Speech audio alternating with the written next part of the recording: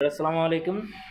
সবাই কেমন আছেন? আশা করি ভালো আছেন। আজকে আসলে আমাদের শুক্রবার একটু আয়োজন করা হলো। গরুর মাংস, মাছ, ভাত, পায়েস আর একটু ভর্তা, আর সাথে আছে কলা আর একটু আম। এই আমার বোন আনছে এগুলো।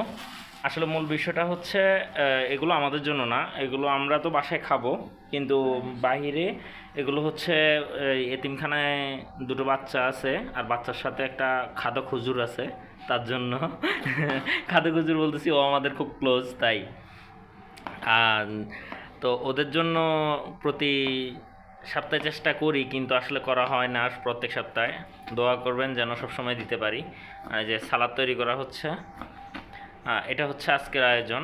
এখন গিয়ে দিয়ে আসবো, কারণ জুমার নামাজ পড়ে আসছি। আর এই যে এখন 2টা 4 বাজে। এই হচ্ছে আজকের আয়োজন।